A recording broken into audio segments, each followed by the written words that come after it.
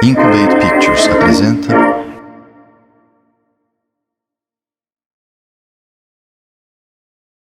em parceria com a Post Carbon Institute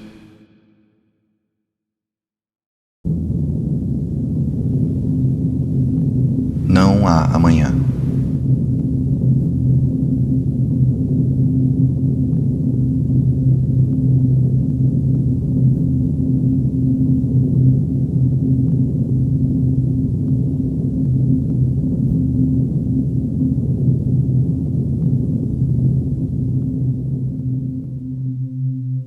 Essa é a Terra, tal como era há 90 milhões de anos atrás.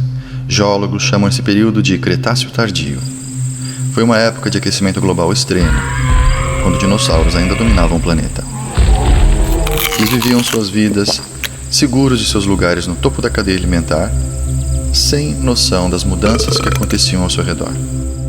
Os continentes estavam se separando, abrindo enormes fendas na crosta terrestre. Elas se inundaram, transformando-se em mares. Algas sobreviveram ao calor extremo, envenenando a água. Elas morreram. E trilhões delas caíram no fundo das fendas.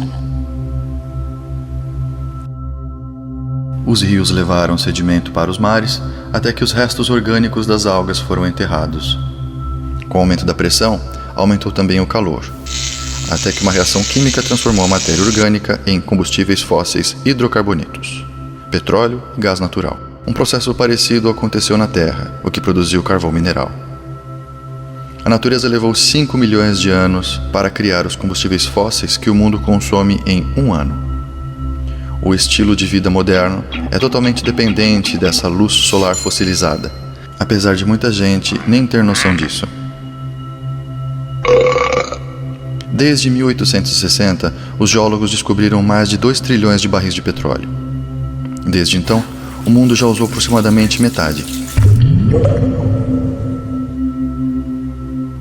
Antes de poder extrair petróleo, você tem que descobri-lo. No começo era fácil achar e barato extrair. O primeiro campo de petróleo americano foi o Spindletop, descoberto em 1900. Muitos outros se seguiram. Os geólogos exploraram a América do Norte, acharam enormes depósitos de petróleo, gás natural e carvão mineral. Os Estados Unidos produziram mais petróleo do que qualquer país do mundo, fazendo com que se tornasse uma superpotência industrial. Uma vez que o poço começa a produzir petróleo, é só uma questão de tempo para que entre em declínio. Poços individuais têm níveis de produção diferentes. Quando se faz a média de muitos poços, o gráfico resultante parece com uma curva de Bell. Normalmente leva 40 anos depois do pico de descoberta para que um país chegue ao pico de produção. Depois disso, a queda é permanente. Nos anos 50, o geofísico da Shell, M. King Hubbert, previu que a produção de petróleo nos Estados Unidos ia atingir o pico em 1970, 40 anos depois do pico da descoberta de petróleo americano. Poucos acreditaram nele. Entretanto, em 1970, a produção americana teve seu pico e entrou em permanente declínio. Hubbert estava certo. Desse ponto em diante, os Estados Unidos iriam depender cada vez mais da importação de petróleo. Isso os fez vulneráveis a interrupções no fornecimento e contribuiu para o desastre econômico da crise do petróleo em 73 e 79. Nos anos 30 ocorreu a maior taxa de descobrimentos da história dos Estados Unidos. Apesar da tecnologia avançada, o declínio das descobertas de novos campos de petróleo tem sido implacável. As descobertas mais recentes, como a ANWR, poderiam no máximo prover petróleo para 17 meses. Mesmo o novo campo Jack 2, no Golfo do México, proveria apenas alguns meses da demanda doméstica. Apesar de grandes, nenhum desses campos se aproxima de satisfazer a necessidade energética americana. As provas já se acumulam de que a produção de petróleo está atingindo o pico ou está perto disso. No mundo, a descoberta de novos campos de petróleo atingiu o pico nos anos 60. Mais de 40 anos depois, o declínio da descoberta de novos campos parece infreável. 54 das 65 maiores nações produtoras de petróleo já atingiram seu pico de produção. O mesmo vai acontecer com os outros num futuro próximo.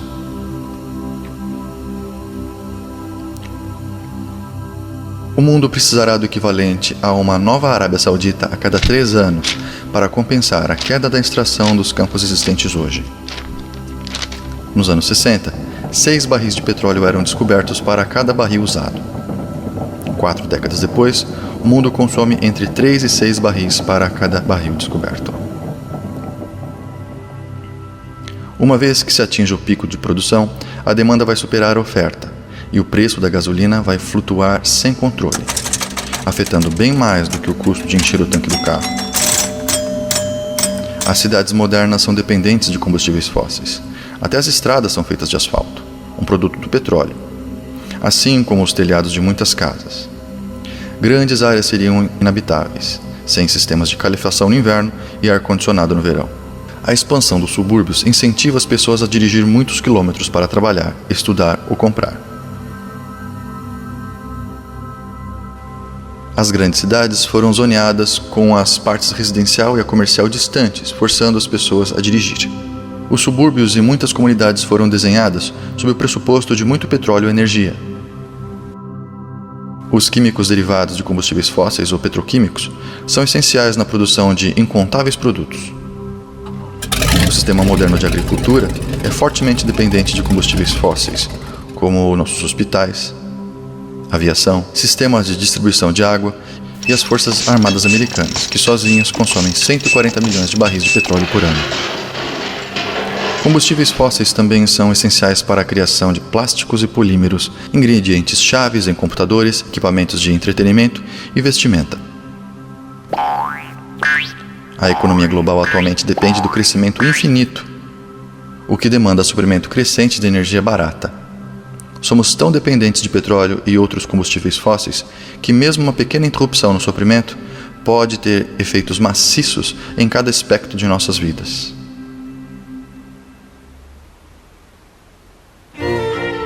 Energia.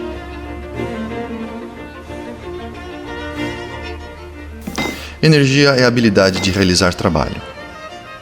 O americano médio hoje tem disponível a energia equivalente a 150 escravos trabalhando 24 horas por dia. Os materiais que estocam essa energia para o trabalho são chamados de combustíveis. Alguns combustíveis têm mais energia do que outros. Isso é chamado de densidade de energia. Desses combustíveis, o petróleo é o mais crítico. O mundo consome 30 bilhões de barris por ano, igual a 1,6 quilômetros cúbicos de petróleo, que contém a mesma energia gerada por 52 usinas nucleares trabalhando nos próximos 50 anos. Apesar do petróleo gerar apenas 1,6% da eletricidade nos Estados Unidos, ele movimenta 96% de todo o transporte. Em 2008, 2/3 do petróleo americano foi importado, a maior parte do Canadá, México, Arábia Saudita, Venezuela, Nigéria, Iraque e Angola. Vários fatores fazem o petróleo ser único. É denso em energia. Um barril de petróleo contém energia equivalente a quase 3 anos de trabalho humano. É líquido em temperatura ambiente, fácil de transportar e utilizável em pequenos motores. Para adquirir energia, você precisa usar energia. O truque é usar quantidades menores para achar e extrair quantidades maiores. Isso se chama na sigla em inglês EROEI, retorno de energia sobre energia investida. Fácil de extrair, o cru de boa qualidade era bombeado antes. Os petroleiros gastavam energia equivalente a 1 barril para extrair 100. O EROEI do petróleo era 100. Como o petróleo fácil de achar foi bombeado antes, a exploração foi para águas profundas, fazendo isso com o uso de quantidades de energia maiores.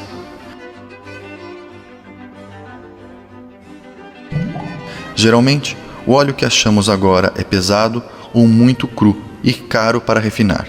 O EROEI do petróleo hoje em dia é baixo, apenas 10. Se você usa mais energia para conseguir combustível do que está contido nesse combustível, não vale a pena o esforço para consegui-lo. É possível converter uma fonte de combustível em outra. Toda vez que você faz isso, alguma energia contida no combustível original é perdida. Por exemplo, existe o petróleo não convencional, areias asfálticas e o óleo betuminoso. Areias asfálticas encontram-se principalmente no Canadá. 2/3 do óleo bituminoso está nos Estados Unidos. Ambos combustíveis podem ser convertidos em petróleo sintético cru. No entanto, isso requer uma grande temperatura e água limpa, reduzindo o ROI, que varia de 5 até 1,5 apenas. Óleo bituminoso é um combustível especialmente ruim. Contém mais ou menos 1/3 da energia de uma caixa de cereal matinal.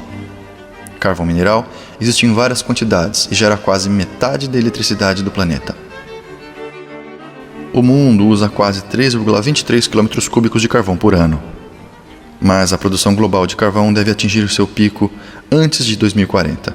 A ideia de que os Estados Unidos têm séculos de carvão é enganadora, já que deixa de contar o crescimento da demanda e queda de qualidade. Muito do carvão de alta qualidade, o antracito, acabou, restando o carvão de menor qualidade, que é menos denso energeticamente.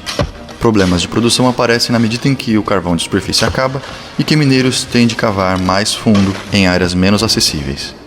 Muitos usam a remoção destruidora de topo de montanhas para chegar a depósitos de carvão, causando tragédias ambientais. O gás natural é geralmente achado junto com petróleo e carvão. A descoberta norte-americana de gás convencional teve seu pico em 1950 e a produção teve o pico nos anos 70. Se o gráfico de descobertas for avançado em 23 anos, o possível futuro do gás natural norte-americano é revelado. Recentes descobertas tornaram possível a extração de gás natural não convencional, como o gás de xisto, que pode ajudar a adiar o declínio do futuro. O gás natural não convencional é controverso, já que precisa de preços altos de energia para ser lucrativo.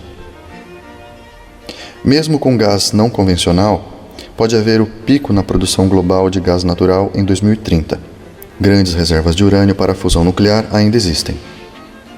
Para substituir os 10 terawatts que o mundo gera em combustíveis fósseis, seria necessário 10.000 usinas nucleares. Nessa taxa, as reservas de urânio conhecidas durariam apenas de 10 a 20 anos. Experiências com rápidos reatores regenerativos, à base de plutônio na França e Japão, têm sido fracassos caros. A fusão nuclear enfrenta obstáculos técnicos maciços. Então, há os renováveis. Energia eólica tem um EROI alto, mas intermitente. A hidrelétrica é confiável, mas a maioria dos rios no mundo desenvolvido já está barrada. Plantas geotérmicas convencionais usam fontes de calor que existem perto da superfície da Terra, mas ficam limitados a certas áreas.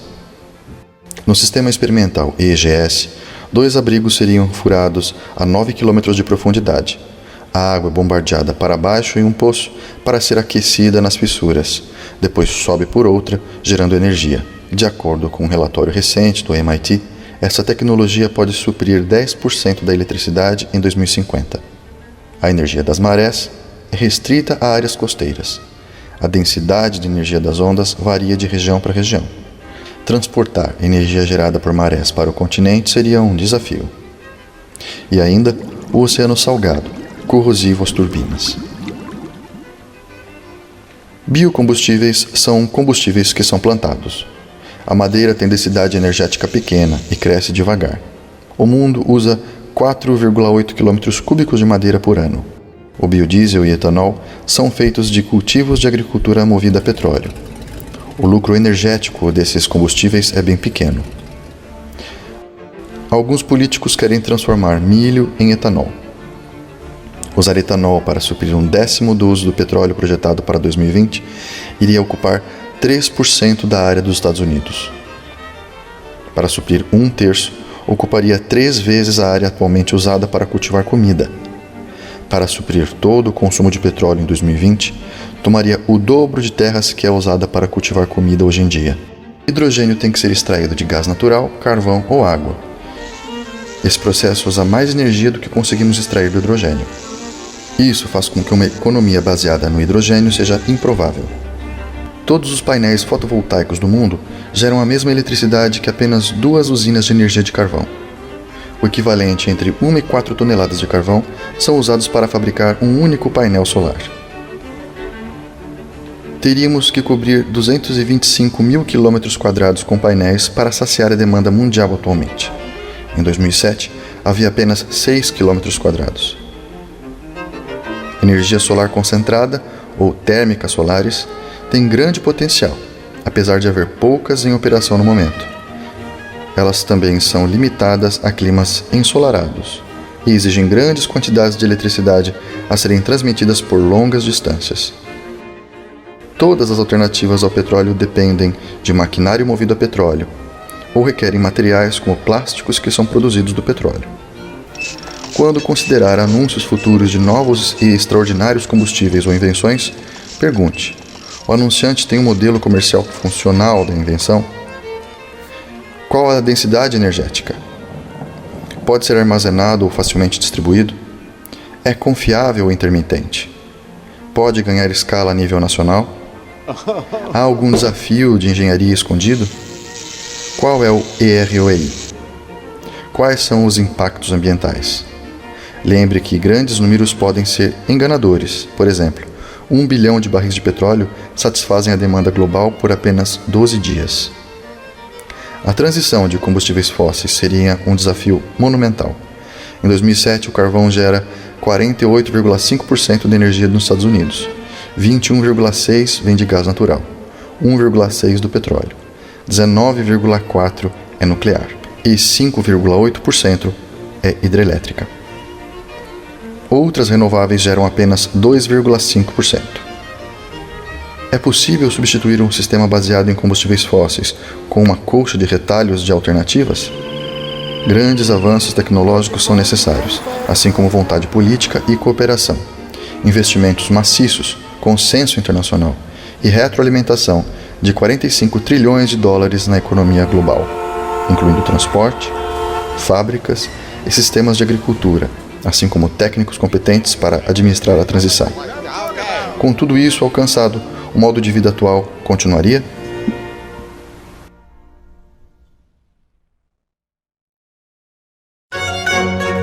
Crescimento.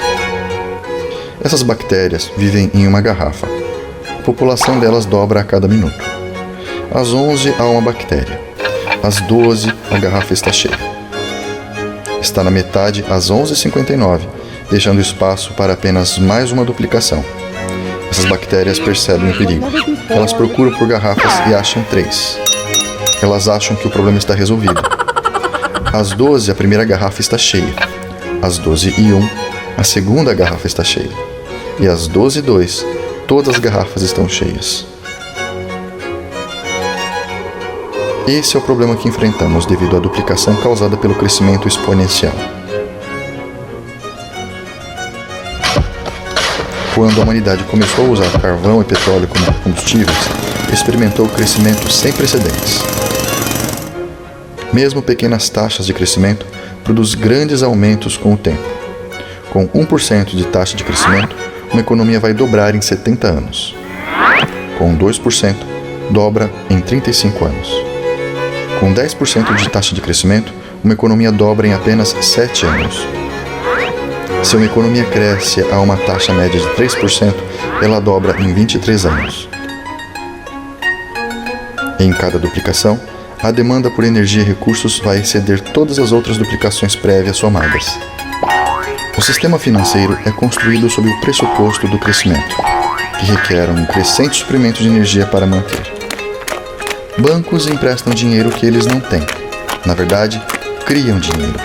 Devedores usam o dinheiro que foi criado pelo empréstimo para melhorar seus negócios e pagar a dívida com juros, o que requer mais crescimento. Por essa criação do dinheiro em forma de débito, a maior parte do dinheiro no mundo representa um débito com juros a serem pagos. Sem a contínua e cada vez maior geração de devedores para produzir crescimento e, portanto, pagamento desses débitos, a economia vai colapsar. Como um esquema em pirâmide, o sistema deve se expandir ou morrer. Parte pelo sistema de débito, os efeitos do crescimento econômico têm sido espetaculares no PIB, barragens de rios, usos de água, fertilizantes, população urbana, consumo de papel, veículos a motor, comunicações e turismo.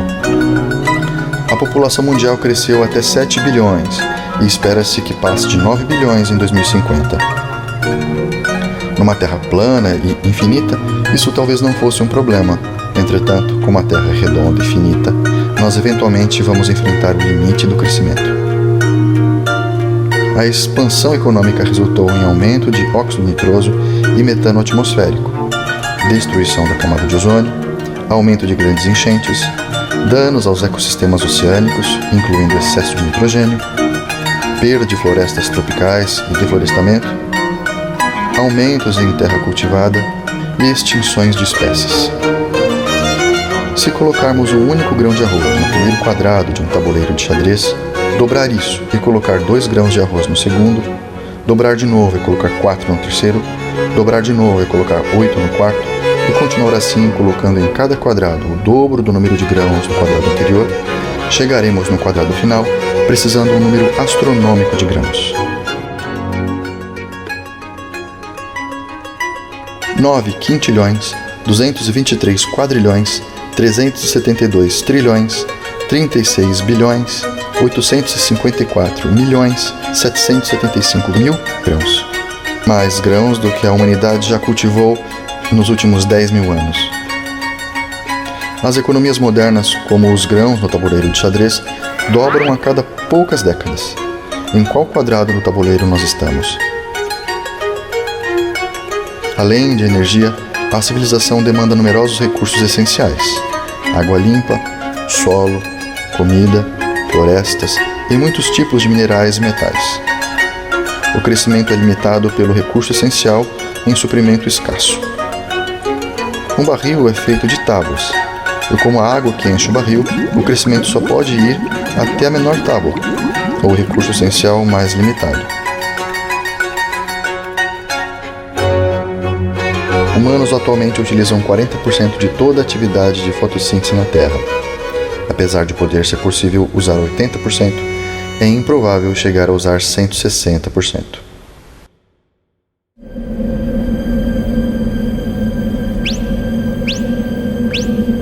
Comida.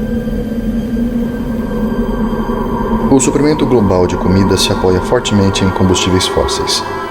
Antes da Primeira Guerra Mundial, toda a agricultura era orgânica. Depois da invenção de fertilizantes e pesticidas derivados de combustíveis fósseis, houve melhoras maciças para a produção de alimentos, permitindo o aumento da população humana. O uso de fertilizantes artificiais alimentou mais pessoas do que seria possível com a agricultura orgânica. Os combustíveis fósseis são necessários para o equipamento de cultivo, transporte, refrigeração, embalagem, plástico e no cozimento. A agricultura moderna usa terra para transformar combustíveis fósseis em comida e comida em pessoas. Quase 7 calorias de combustíveis fósseis são usadas para produzir 1 caloria de comida. Nos Estados Unidos, a comida viaja aproximadamente 2.400 quilômetros da fazenda ao consumidor. Além do declínio de combustível fóssil, há várias ameaças ao atual sistema de produção de alimentos. Energia barata, avanços tecnológicos e subsídios permitiram pesca industrial massificada. A pesca atingiu seu pico no final dos anos 80, forçando pescadores a se moverem para águas profundas. O despejo de nitrogênio por fertilizantes baseados em combustível fóssil envenena rios e mares, criando enormes zonas mortas. A essa taxa, toda a população de peixes está prevista para entrar em colapso em 2048. A chuva ácida das cidades e indústrias retiram do solo nutrientes vitais, como potássio, cálcio e magnésio. Outra ameaça é a falta de água. Muitas fazendas usam água bombeada de aquíferos subterrâneos para a irrigação. Os aquíferos precisam de milhares de anos para encher, mas podem secar em poucas décadas, como poços de petróleo. O enorme aquífero americano Ogallala está tão baixo que muitos fazendeiros têm que retornar a cultivos menos produtivos em terra seca. Além disso, o uso de irrigação e fertilizantes pode levar à salinização, o acúmulo de sal no solo. Essa é a maior causa de desertificação. Ainda há outra ameaça, a perda de solo superficial.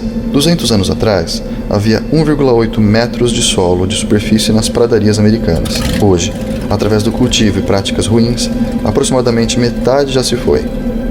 A irrigação encoraja o crescimento do fungo de ferrugem como o UG99, que tem potencial de destruir 80% da colheita mundial de grãos.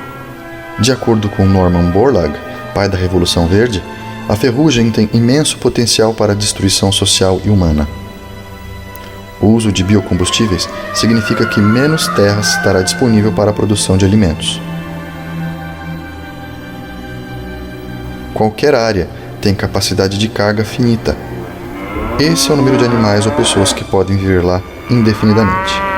Se uma espécie ultrapassar a capacidade de carga de uma área, ela irá morrer até que a população retorne a seus limites naturais. O mundo tem evitado essa redução pela descoberta de novas terras para cultivar, ou aumentado a produção, o que tem sido possível graças ao petróleo. Para continuar a crescer, mais recursos do que a Terra pode prover são necessários. Mas não há novos planetas disponíveis. Diante de todos esses desafios, a produção mundial de alimentos tem que dobrar até 2050 para alimentar a crescente população mundial. 1 bilhão de pessoas já são alimentadas ou passam fome. Haverá desafios para alimentar mais de 9 bilhões nos anos por vir, quando a produção mundial de petróleo e gás estiver em declínio.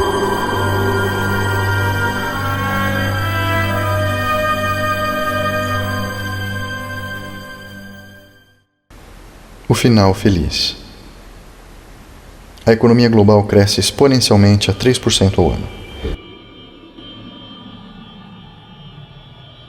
Ao consumir crescentes quantidades de recursos não renováveis, minerais e metais, assim como recursos renováveis, como água, florestas, solos e peixes, mais rápido do que eles podem se recuperar.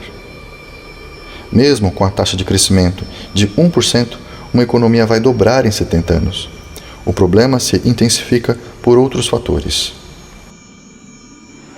A globalização permite que pessoas de um continente comprem alimentos e comida feitos por outras em outro continente. As linhas de fornecimento são longas, restringindo ainda mais os limitados recursos de petróleo. Nós agora confiamos em países distantes para necessidades básicas. As cidades modernas são dependentes de combustíveis fósseis. Os sistemas bancários são baseados em dívida, forçando as pessoas em uma espiral de empréstimos e repagamentos, produzindo crescimento. Como nós podemos enfrentar esses problemas? Muitos acreditam que as crises podem ser prevenidas pela conservação, tecnologia, crescimento inteligente, reciclagem, carros elétricos ou híbridos, substituição ou pelo voto. A conservação vai economizar seu dinheiro, mas sozinha não vai salvar o planeta. Se apenas alguns cortarem o uso de gasolina, a demanda reduzida vai fazer cair os preços, permitindo que outros comprem por menos. Da mesma maneira, um motor mais eficiente que use menos energia vai, paradoxalmente, levar a um maior uso de energia. No século XIX, o economista inglês William Stanley Jevons percebeu que motores a vapor melhorados faziam o carvão ser uma fonte de combustível com melhor custo, o que levava ao uso de mais motores a vapor, o que aumentava o consumo total de carvão. O crescimento do uso vai consumir qualquer energia ou recurso economizado pela conservação. Muitos acreditam que os cientistas irão resolver esses problemas com uma nova tecnologia. Mas tecnologia não é energia. A tecnologia pode canalizar a energia para trabalhar, mas não pode substituí-la. Ela também consome recursos. Por exemplo, computadores são feitos com 10% da energia necessária para fazer um carro. Tecnologias mais avançadas podem piorar a situação, já que muitos requerem minerais raros, que também podem se aproximar dos limites. Por exemplo, 97% das terras raras do mundo são produzidas na China, a maior parte numa única mina no interior da Mongólia. Esses minerais são usados em conversores catalíticos, motores de avião, ímãs de alta eficiência e discos rígidos, baterias de carros híbridos, lasers, aparelhos de raio-x, abrigos de reatores nucleares, CDs, motores de veículos híbridos, lâmpadas econômicas, fibras óticas e telas planas. A China começou a considerar restringir a exportação desses minerais, enquanto a demanda voa. E assim, o chamado crescimento sustentável, o crescimento inteligente, não irá ajudar, já que também usa metais e minerais não renováveis em quantidade cada vez maiores, incluindo as terras raras. Reciclar não vai resolver o problema, já que requer energia e o processo não é 100% eficiente. É possível apenas retomar uma fração do material reciclado, uma grande parte está perdida para sempre. É lixo. Os carros elétricos rodam com eletricidade, e como a maior parte da energia é gerada com os combustíveis fósseis, isso não é uma solução. Além disso, carros de todos os tipos consomem petróleo na sua produção. Cada pneu sozinho requer 7 galões de petróleo. Há perto de 800 milhões de carros no mundo em 2010. Pelas taxas atuais de crescimento, esse número vai chegar a 2 bilhões em 2025. É improvável que esse planeta possa suportar tantos veículos por tanto tempo, independentemente da fonte de energia. Muitos economistas acreditam que o livre mercado vai substituir uma fonte de energia por outra pela inovação tecnológica. Entretanto, os principais substitutos do petróleo enfrentam suas próprias taxas de declínio. A substituição também falha ao não levar em conta o tempo necessário para a sua preparação. O relatório Hirsch do Departamento de Energia americano estima que pelo menos 2 décadas seriam necessárias para preparar para os efeitos do pico do petróleo. Essas questões de escassez de energia, diminuição de recursos, perda de solo superficial e poluição são todos sintomas de um problema maior: crescimento. Enquanto nosso sistema financeiro demandar crescimento eterno, é improvável que aconteça uma reforma. Então, como vai ser o futuro? Os otimistas acreditam que o crescimento vai continuar para sempre, sem limites. Os pessimistas acham que nós estamos indo em direção a uma nova idade da pedra ou extinção. A verdade pode estar entre esses dois extremos. É possível que a sociedade recaia em um estado mais simples, em que o uso de energia é bem menor. Isso significaria uma vida mais difícil para a maioria. Mais trabalhos manuais, mais trabalho na terra e produção local de bens, comida e serviços. O que uma pessoa pode fazer para se preparar para um futuro desses? Espere uma diminuição no suplemento de comida e bens de locais distantes. Comece a caminhar ou andar de bicicleta. Se acostume a usar menos eletricidade. Saia das dívidas. Tente evitar bancos. Ao invés de fazer compras em grandes lojas varejistas, apoie negócios locais. Compre comida cultivada localmente em feiras de produtores. Ao invés de grama, considere uma horta para cultivar a sua própria comida. Aprenda a conservá-la. Considere o uso de moedas locais se a economia cessar de funcionar em grande escala. E desenvolva maior autossuficiência. Nenhum desses passos vai impedir o colapso, mas eles podem melhorar suas chances num futuro de pouca energia, em que nós teremos que ser mais independentes, como os nossos ancestrais foram um dia.